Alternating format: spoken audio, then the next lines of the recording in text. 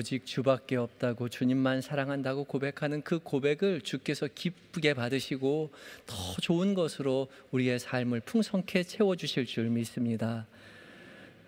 찬양대가 다 은혜로운데 우리 한영께서 가장 은혜로운 찬양대를 꼽으라고 한다면 우열을 가리기 힘들지만 제일 은혜로운 찬양대는 에바다 찬양대고, 인정하시죠? 예, 그 다음에 샬롬 찬양대인 것 같아요. 예. 매 주일날 주 앞에 나와서 찬양하는 일이 너무나 감사하고 귀하지만 삶의 중간에 수요일에 나와서 누구보다 일찍 나와서 찬양을 연습하고 주님 앞에 고백하는 그 찬양의 고백을 주께서 기쁘게 받으실 줄 믿습니다. 귀한 은혜의 찬양 감사합니다.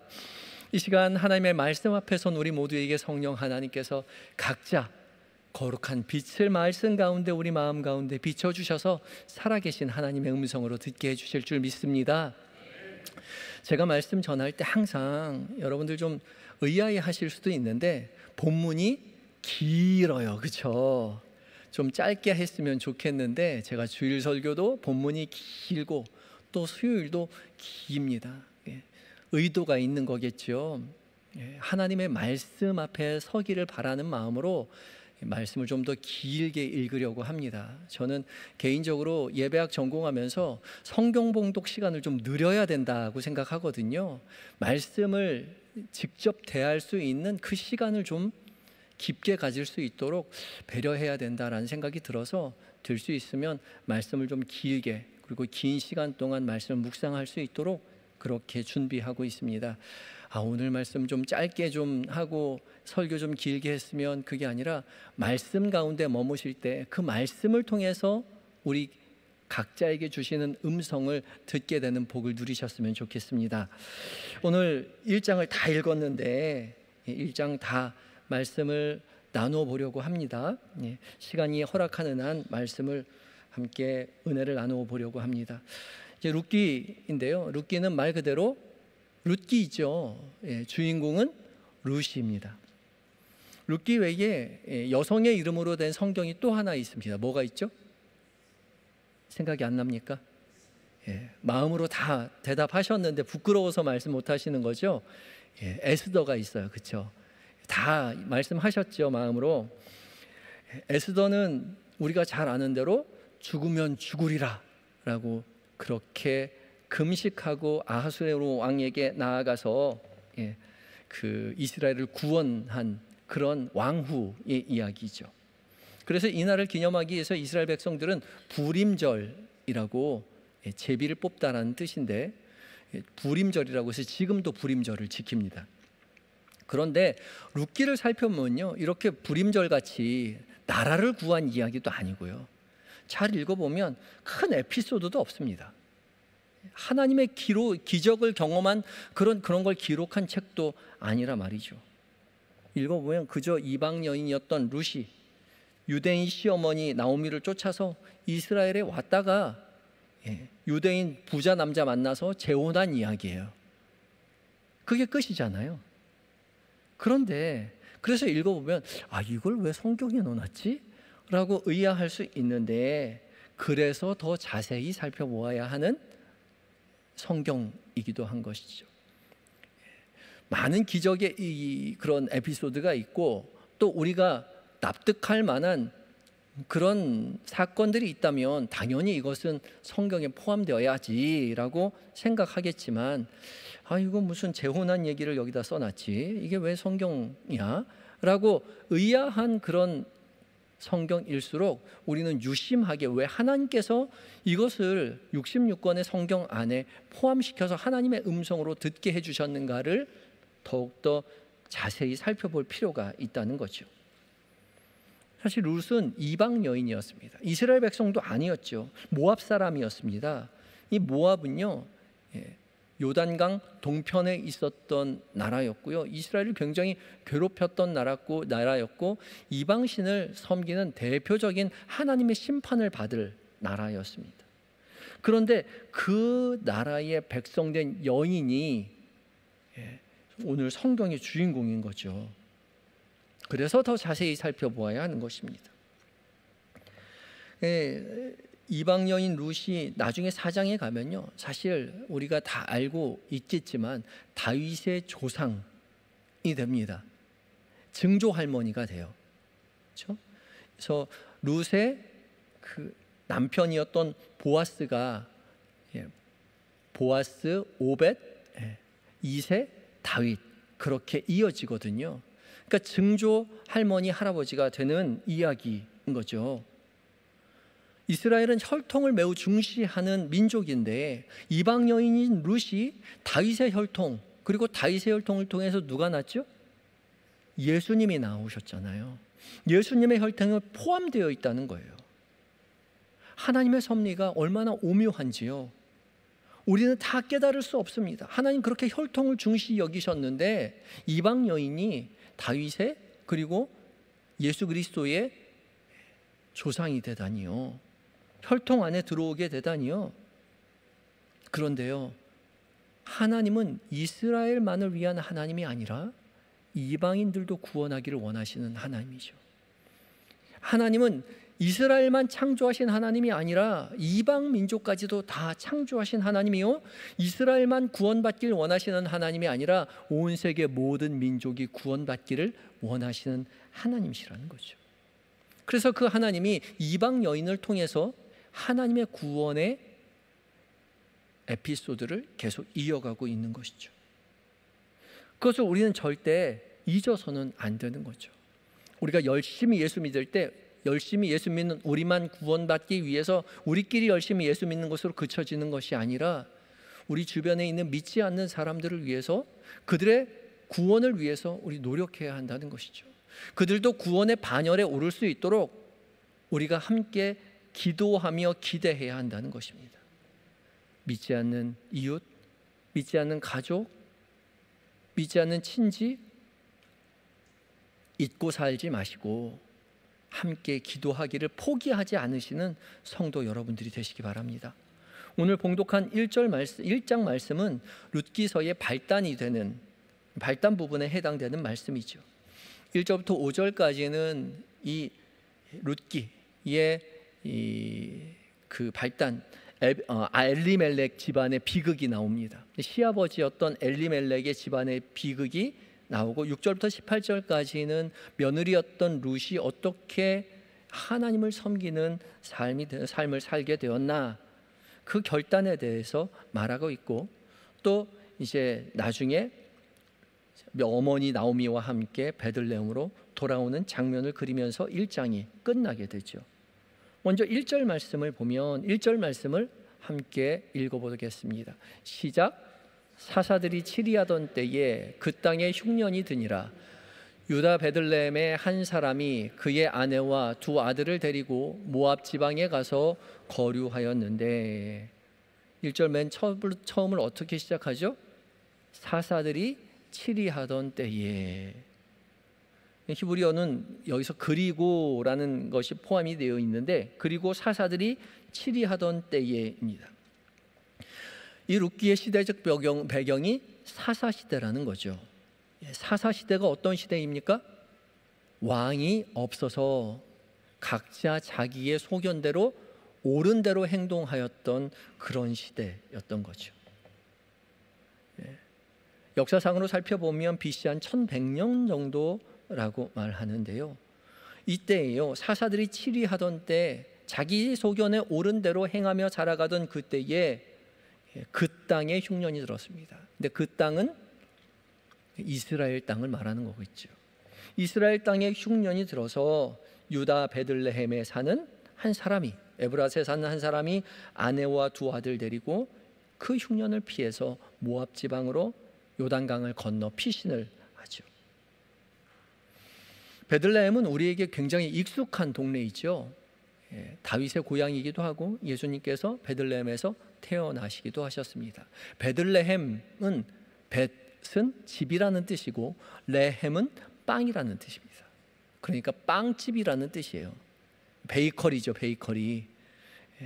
당시 이 베들레헴은 농사를 짓고 유목을 하는 작은 시골 동네였기 때문에 아마 그 동네 이름을 빵집이라는 이름의 베들레헴으로 지었던 것 같습니다. 시골 동네 소도시였고 가난한 동네였습니다. 그런데 이 가난한 동네에 흉년이 드니까 더 이상 버틸 수가 없었던 것이죠.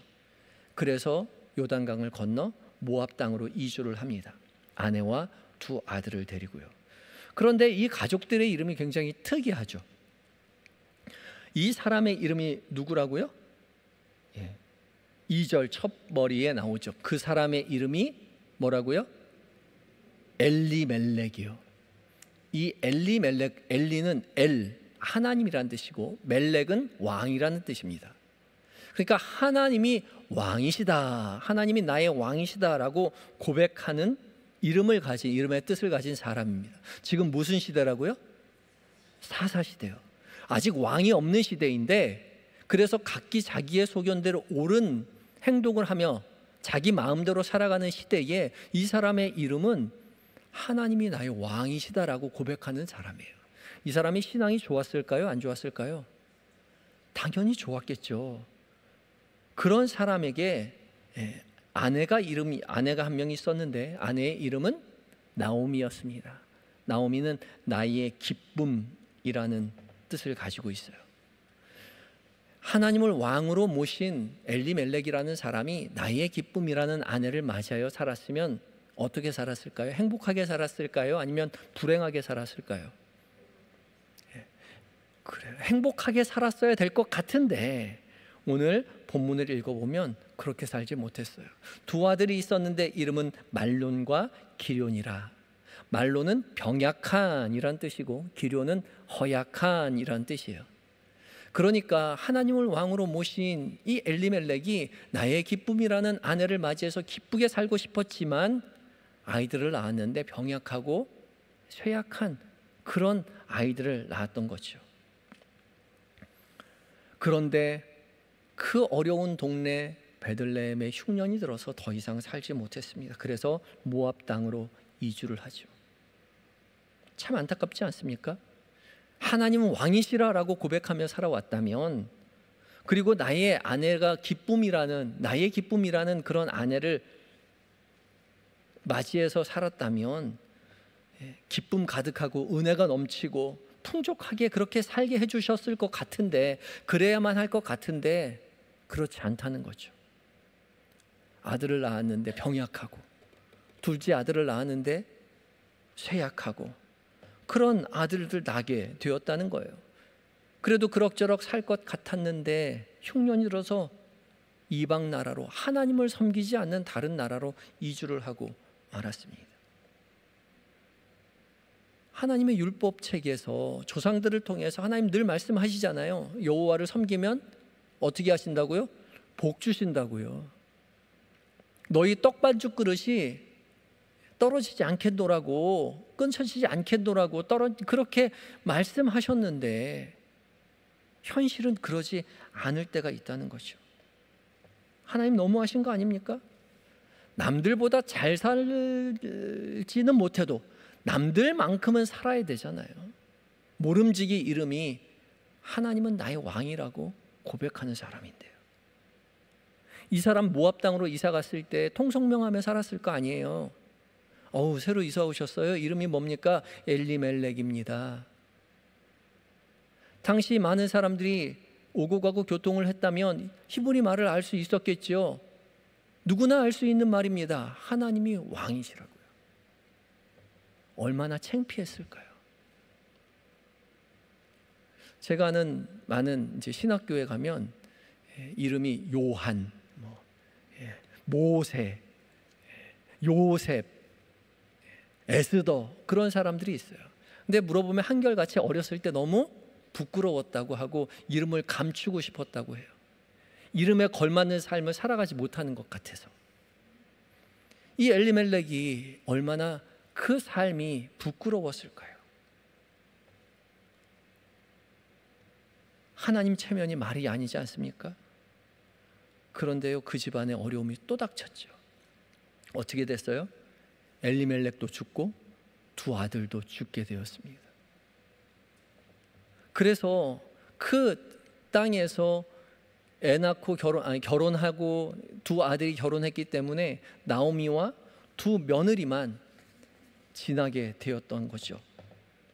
그 두 아들 모압 땅에서 모압 여인들과 결혼해서 잘 살 수 있을 것 같았는데 그만 두 아들과 엘리멜렉이 모압 땅에서 죽고 맙니다. 나오미와 두 며느리 이렇게 여자 셋만 남았죠. 얼마나 기구한 운명입니까? 나의 기쁨이라는 이름을 가지고 있고 하나님이 나의 왕이시라고 고백하는 그 집안 사람들인데 말이죠.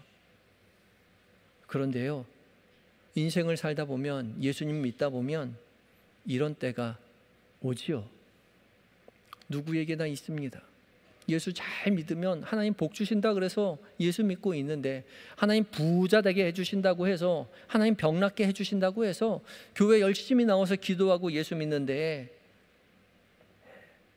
예수 믿는 그 삶이 남부럽지 않은 삶이면 좋겠는데 평범치 않은 그런 불행한, 사람들 보기에 불행한 삶을 살아갈 때가 있다는 거죠.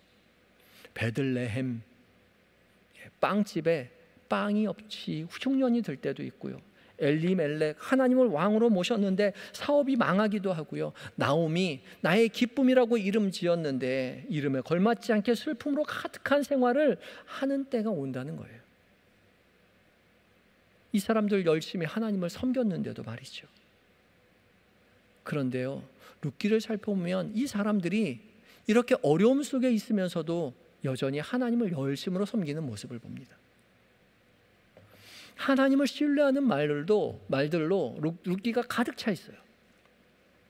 근데 정작 이상하리만큼 하나님은 침묵하고 계시죠. 말씀을 읽어보면 이 나오미가 얼마나 신앙이 좋은지 모릅니다. 하나님만을 신뢰하고요, 그렇게 믿음으로 나아가는데도 하나님은 이런 방구 대답하지 않으세요. 기적을 행하시지도 않고요, 뭔가 꿈에 나타나서 말씀해 주시지도 않고요, 하나님 침묵하신다는 거죠. 이 정도면 하나님이 기특해서 나타나셔서 위로의 말 한마디 해줄 것 같은데 하나님은 말씀하시거나 기적을 베푸시는 장면을 전혀 드러내주지 않죠. 하나님은 왜 침묵하실까요? 하나님은 우리의 삶에 왜 침묵하실까요? 우리의 고통에 왜 침묵하실까요? 우리 사실 하나님 왜 침묵하시는지 이해할 수 없지만 확실한 것은 하나님이 침묵하시면서도 여전히 하나님께서 일하신다는 사실입니다.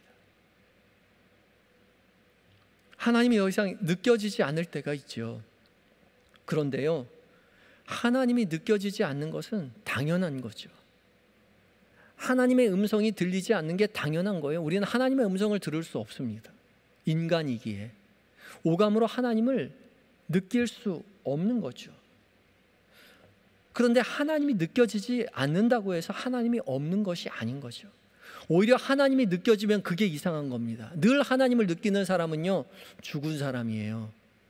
영으로만 사는 사람이 하나님을 알게 되겠죠. 느낄 수 있겠죠. 우린 육에 갇힌 존재이기 때문에 하나님께서 자신을 드러내지 않고서는 우리는 늘 하나님이 무엇을 하시는지 전혀 알 수 없습니다. 늘 하나님은 침묵하고 계시는 것 같이 느껴질 수밖에 없죠. 그러나 우리의 오감으로 느낄 수 없다고 해서 하나님이 일하시지 않는 것이 아니지요. 우리가 하나님의 하시는 일을 이해할 수 없다고 하나님이 잘못하고 계신 것은 아니라 말입니다. 우리가 느끼지 못하고 이해하지 못할 뿐 하나님은 선하신 길로 여전히 우리를 이끌어 가신다는 사실을 기억하고 신뢰하고 기대해야 합니다. 그것이 믿음인 것이죠. 보이지 않음에도 불구하고 우리와 함께 하시는 하나님을 믿고 그 길 걸어가는 것, 어둠 속에 있음에도 불구하고 주께서 우리를 의의 길, 빛의 길로 인도하시리라고 믿고 확신하여 한 걸음 내딛는 것, 그것이 믿음인 것이죠. 하나님께서 침묵하실 때 그 침묵조차도 하나님의 응답이라고 받을 수 있는 것이 믿음입니다. 그렇다면 하나님께서 침묵하신다고 느낄 때 우리는 무엇을 어떻게 해야 할까요? 견뎌야 합니다. 그 침묵의 시간을 견뎌야 해요. 우리 편에서 할 수 있는 것은 아무것도 없어요. 하나님이 드러내 주셔야, 하나님이 나타내 주셔야, 하나님이 말씀하셔야, 꿈으로든지 기적으로든지 하나님께서 드러내 주셔야 우리는 하나님께서 우리 편에 계심을 깨달을 수 있죠. 그러니 우리는 기다릴 수밖에 없어요. 기다리며 견디는 것이죠. 침묵의 시기는 누구에게나 당연히 찾아오고 언젠가는 끝이 나게 되어 있습니다. 하나님이 우리에게 스스로를 드러내실 때가 온다는 거예요. 누구에게는 짧고 누구에게는 그 기간이 길겠지만 누구에게는 언젠가 하나님의 하나님 되심을 우리가 깨달을 수 있도록 자신을 드러내신다는 거죠. 그때까지 침묵의 시기를 우리는 견디어야 합니다. 우리가 하나님께서 침묵하신다고 느낄 때 내가 잘못됐나가 아니라 우리가 하나님을 향한 열의가 있다면 나에게도 하나님께서 침묵하실 때가 왔구나라고 깨달아야 합니다. 누구에게나 오는 하나님의 침묵의 때가 나에게 왔구나 깨달아야 돼요. 그리고 그 시기를 잘 견디어낼 수 있도록 스스로 다짐해야 합니다. 더 많이 기도하시고 더 많이 찬송하시고 더 많이 말씀 앞에 머무시려고 노력하시기 바랍니다. 하나님이 침묵하시면요, 누구나 당황하게 되어 있습니다. 내가 가는 길이 맞나? 하나님이 계시는 걸까? 하나님이 날 보고 계시기는 계신 걸까? 누구나 당황하게 되어 있습니다. 그러니 제가 이렇게 말씀드리는 거예요. 하나님 침묵하실 때가 우리에게 온다는 것을. 그때가 왔구나라고 생각하고 기도하며 말씀 읽으며 찬양하며 그때를 견디어야 한다는 거죠. 우리 모두에게 언제든 하나님께서 침묵하시는 것과 같이 느껴질 때 나에게 그 시기가 도래했구나 생각하시고 그 시기를 잘 견디어내시는 성도 여러분들이 되시기 바랍니다. 그리고 지금 누군가 은혜의 때가 되어서 하나님이 늘 함께 계신다는 것을 풍성히 누리고 있다면 그것에 감사하시기 바랍니다. 우리가 부족하기에 하나님께서 더 많은 것으로 깨닫게 해주시기 위해서 은혜의 시기를 보내게 해주시는 거니까 그것에 감사하시고 언젠가는 이 시기가 끝날 테니까 이 은혜의 때를 잘 기억하시고 누리시기 바랍니다. 나오미가 남편 죽고 나서 며느리와 함께 살아간 지 타향살이 한 10년쯤 되었을 때 나오미는 이스라엘의 가뭄이 그치고 이제 양식이 있다는 소식을 들었습니다. 하나님께서 이스라엘에게 다시 구원을 베푸셨다는 사실을 들었죠. 그래서 나오미는 고향으로 돌아가기로 결심합니다. 처음에는 며느리들 다 함께 돌아가려고 했지만 가다 멈추고 다시 두 며느리들에게 너희 고향으로 돌아가라 말하죠. 그때 이제 8절과 9절입니다. 8절과 9절 함께 읽어보도록 하겠습니다. 시작. 나오미가 두 며느리에게 이르되 너희는 각기 너희 어머니의 집으로 돌아가라.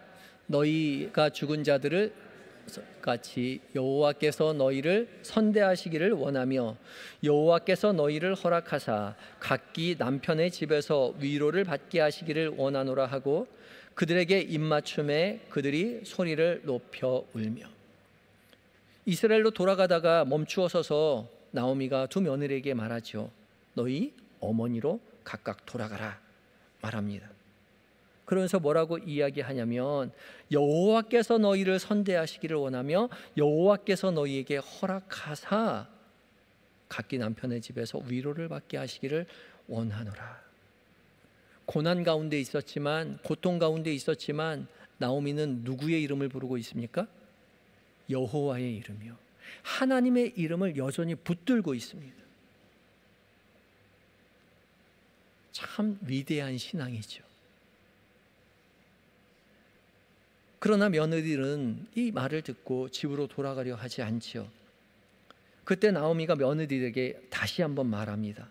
넘겨서 11절 말씀 또한 읽어볼까요? 11절 11절 시작. 나오미가 이르되 내 딸들아 돌아가라. 너희가 어찌 나와 함께 가려느냐? 내 태중에 너희의 남편 될 아들들이 아직 있느냐? 나오미가 이제 며느리들을 뭐라고 표현하죠? 딸이라고 표현해요. 딸.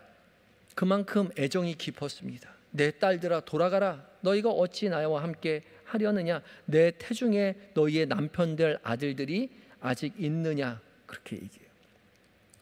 좀 재미있는 표현인데 이 말은 당시 이스라엘의 관습을 잘 알아야 이해할 수가 있습니다. 이스라엘에는 계대 혼인법이라는 것이 있었는데 하나님의 명령이기도 했습니다. 신명기 25장 5절과 6절에 이렇게 되어 있습니다. 스크린을 통해서 함께 읽어보겠습니다. 시작.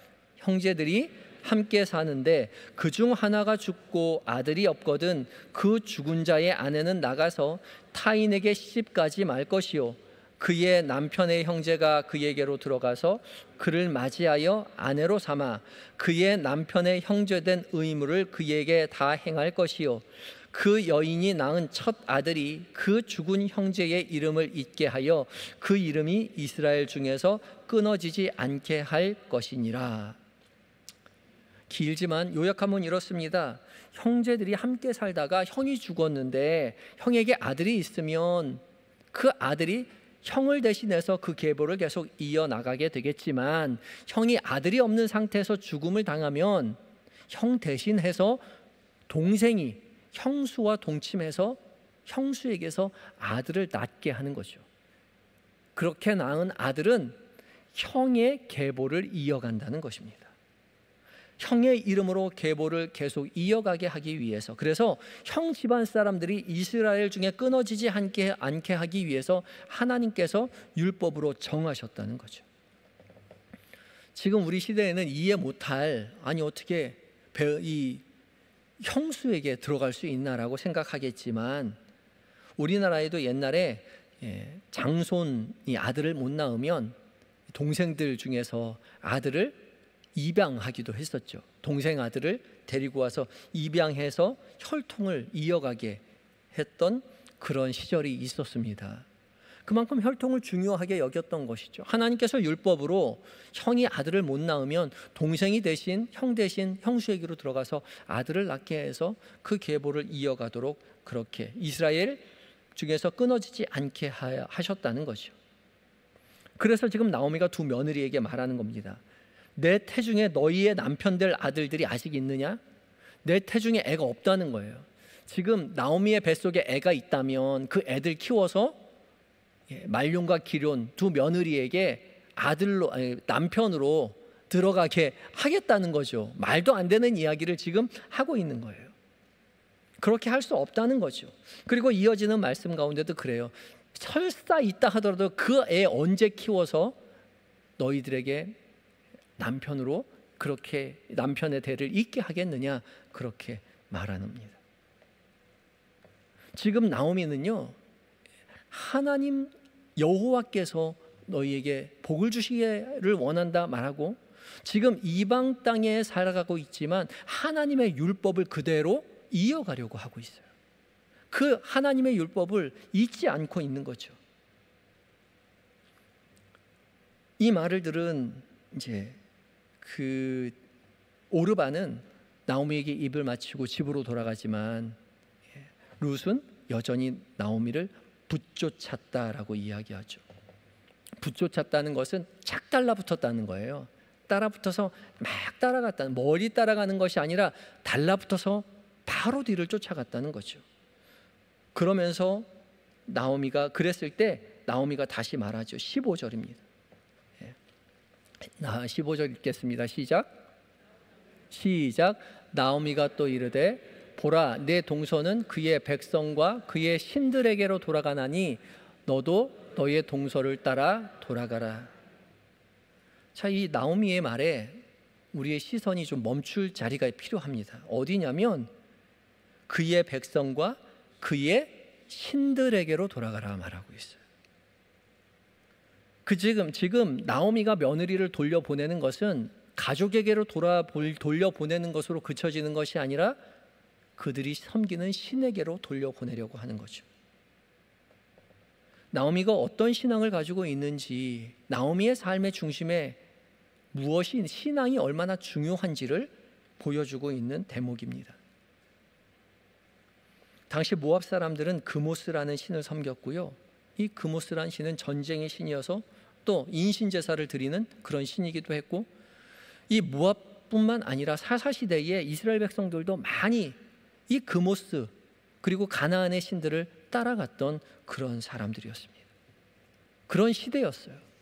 그런데 이 나오미는 지금 모압 땅 가서 살면서도 여전히 하나님만을 의지하고 살아가고 있고, 그 하나님의 율법을 따르려고 하고 있고, 또 며느리를 돌려보낼 때 이것은 인륜의 문제가 아니, 인륜의 이야기가 아니라 신의 문제임을 그렇게 인식하고 있다는 거죠.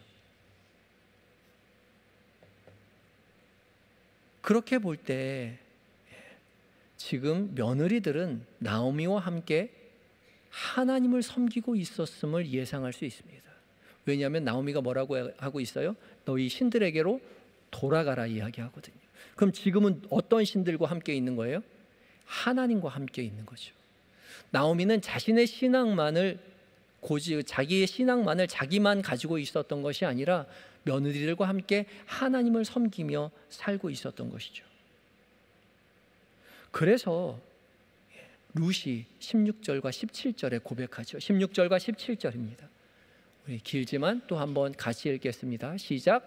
룻이 이르되 내게 어머니를 떠나며 어머니를 따르지 말고 돌아가라 강권하지 마옵소서.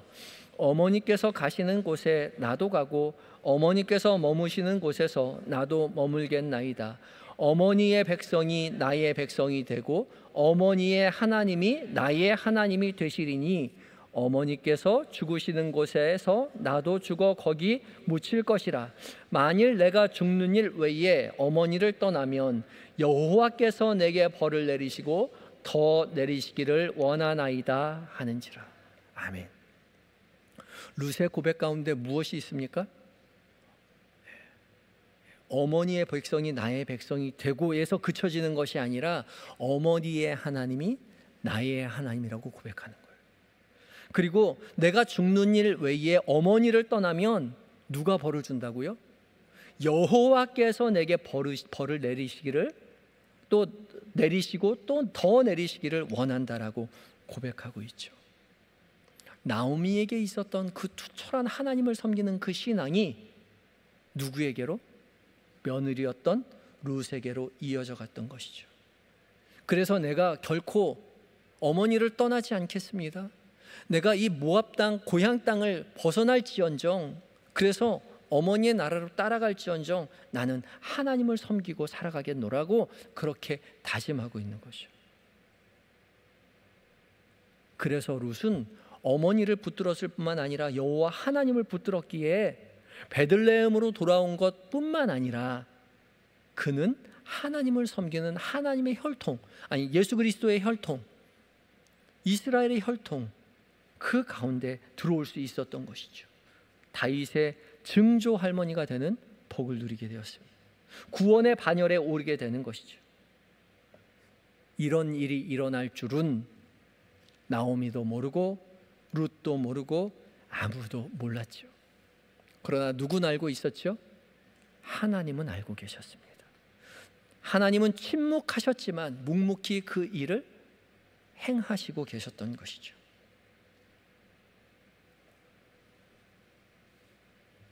우리가 침묵하시는 하나님 앞에서 해야 할 일은 더욱더 굳건히 하나님을 붙드는 일입니다. 고난의 때라도 더욱더 하나님을 의지하는 거예요. 그의 법을 더욱더 확실하게 지켜내려고 노력해야 하는 것이죠. 룻기를 묵상하면 묵상할수록 룻의 신앙이 대단하다라는 것보다 나오미의 신앙이 더 훌륭하다라는 생각이 들어요. 그래서 저는 룻기라고 부르고 싶지 않고 나오미기라고 부르고 싶은 마음이 룻기를 묵상하면 묵상할수록 그런 마음이 듭니다. 그 정도로 나오미의 신앙이 부각되어 있고요. 훨씬 더 아름답습니다. 나중에 4장에도 나오지만 룻이요 보아스에게서 아들을 낳았는데 그 낳은 아들을 나오미에게 주어서 나오미가 그 아들을 안고 있는데 이 나오미 주변의 사람들이 나오미에게 뭐라고 이야기하냐면 룻의 계보를 이었다고 이야기하지 않고요. 그 아들이 나오미의 계보를 이었다라고 그렇게 하나님을 찬양하거든요.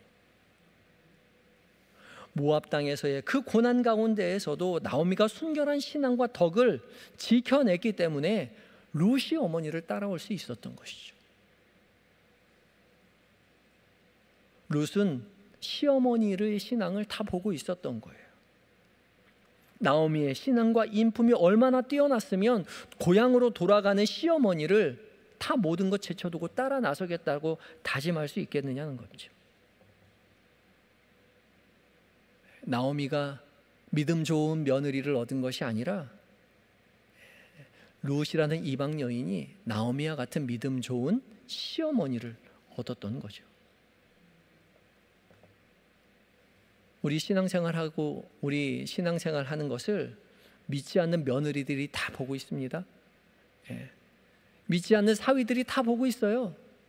믿지 않는 아들, 딸, 부모님 안 보고 있는 것 같지만 다 지켜보고 있는 거죠. 그리고 우리가 진짜로 예수를 믿는지, 우리의 신앙이 진짜 신앙인지 아닌지를 다 보고 있습니다. 그리고 나중에 얘기하겠죠. 어머니의 하나님이 나의 하나님이 되신다고. 나의 아내의 하나님이 나의 하나님이라고. 남편의 하나님이 나의 하나님이라고.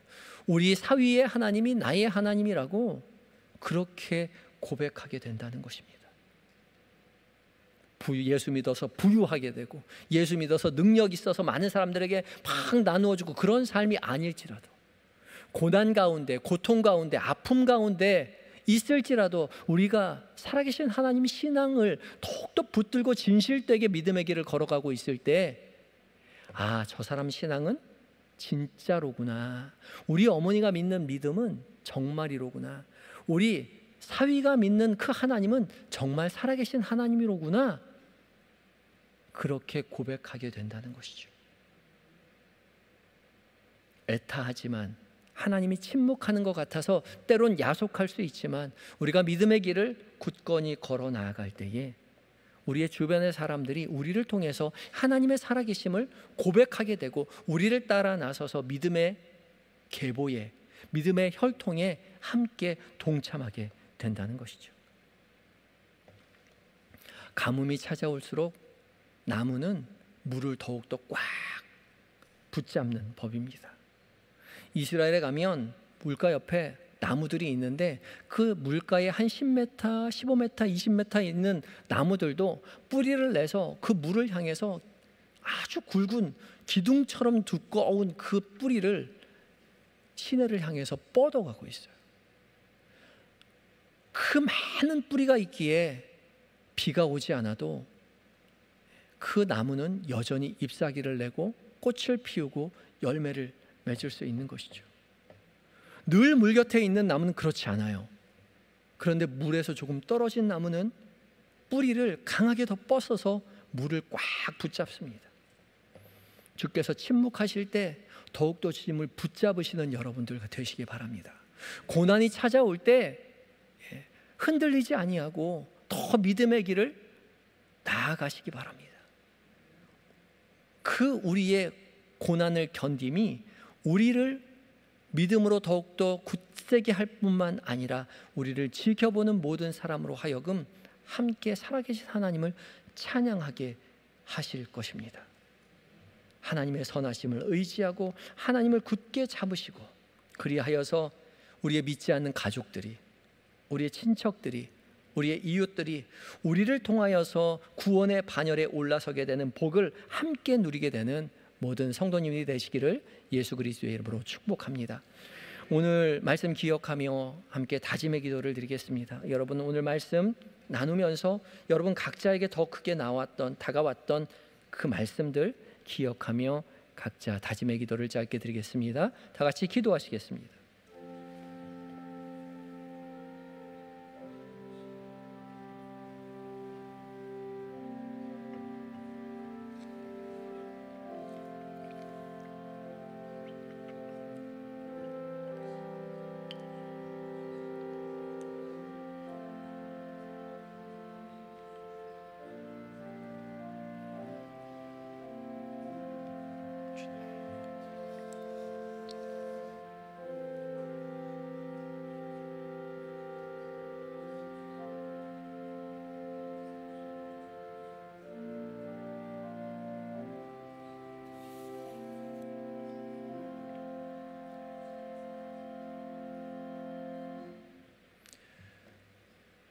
룻과 같은 신앙을 생각했었는데 이제 우리 나오미와 같은 신앙을 하나님 붙들고 살아가는 인생 되게 하여 주시옵소서.